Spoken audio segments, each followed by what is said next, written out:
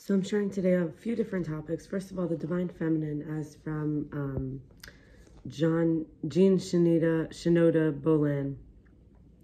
She says we could use like archetypes. One is like the moon, when it's opportune time to go hunting, the wilderness, the meadows, the traveler, having sisters who are like playful, sweet, very like cute, flirty.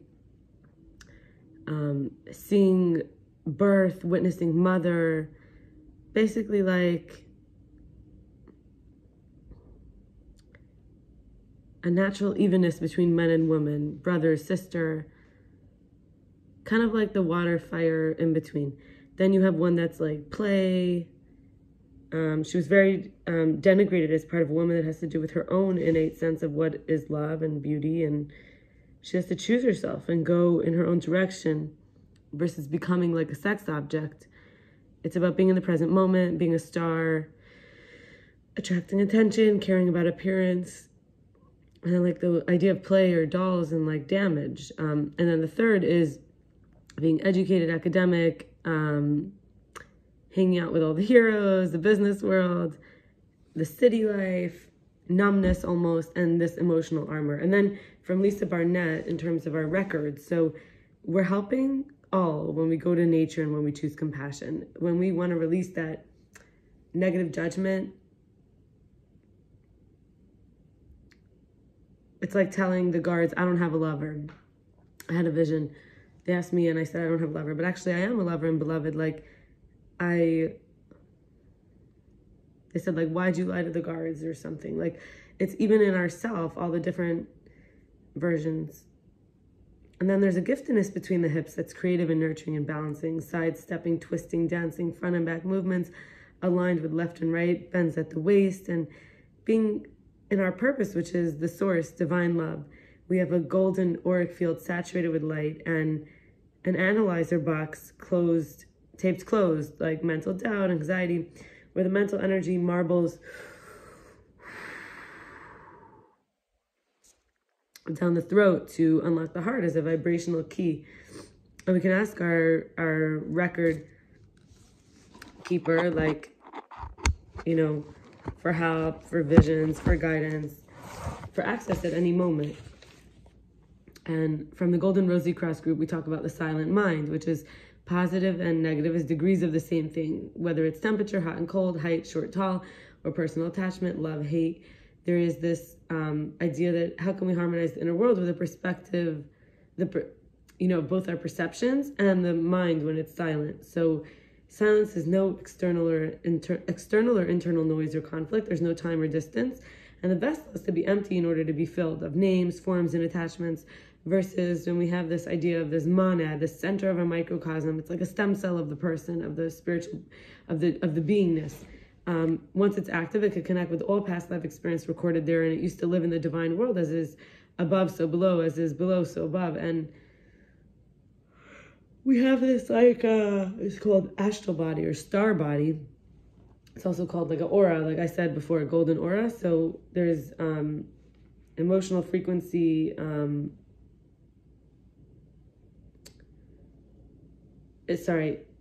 electromagnetic radiation, which is when our personality, our emotions, our feelings, there's like a spiritual spark, our like atom of ourself, versus the ego identification, which operates in an attacking or running away kind of way. The higher self orients to others without selfishness, whether it's in thought, speech, or action. And the inner, we have a compass which shows the way. It magnifies glass, it has a magnifying glass kind of, like it searches for the truth and a key to open the gate of life. And we can practice non-attachment to outcome. This is how we have, in the ether, in the spiritual body, a vitality. The physical body is like a hand in a glove. We have movement in life. So it's like this movement in life. And through inner transformation from like the order reactions by the ego will to the voice of the silence, having us become fine-tuned to the subtle. And then I went to a talk by Swami Asokananda, which means teacher. So the limited place keeps anxiety and fear and doubt in versus holding on to the playfulness, innocence, and wonder. Those actually grow exponentially once we surrender, and then we let out the fear, anxiety, and doubt finally. You can think of the Wizard of Oz. It's not a Jewish thing, but like Dorothy, and it was a relief to finally get to stop having to appear powerful. The wizard was like finally able to admit he was just a little man hiding behind the curtain. There's this constant humility and dignity when we're an instrument of God, because we're all trying to do the same thing and fully cross over into a state of holy godliness. While the ego wants to unite also, like the Wizard of Oz, he wants to go to Kansas after all too, he asks, at the end. And ultimately, it also does want to be in service. It doesn't need to be the antagonist. It can be a friend on the way, just helping me survive in the physical world. We can support each other on that shift from acceptance to surrender through sustainability in relationships, which means shared accountability and responsibility. God is the ultimate vessel for our anger and our disappointment, our resentments, and spiritual writing and meditating, and like yoga or karma yoga is like when you do kind actions for people to support us, during the experience of enlightenment, while we're still feeling and experiencing like life, like we're at the center of the universe. And I think I'll end with something to do with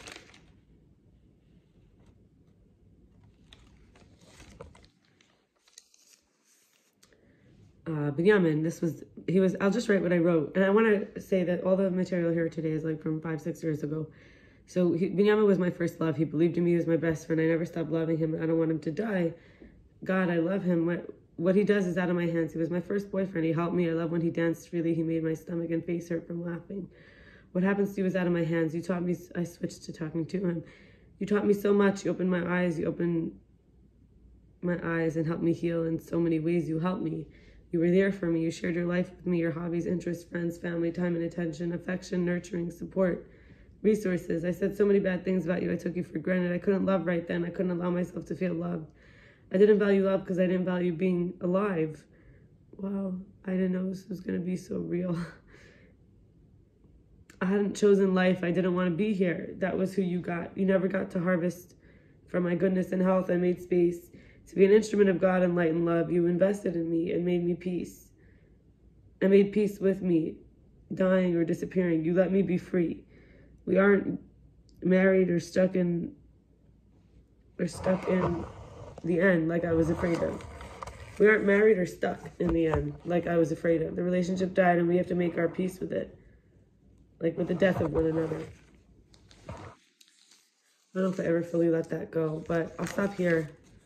And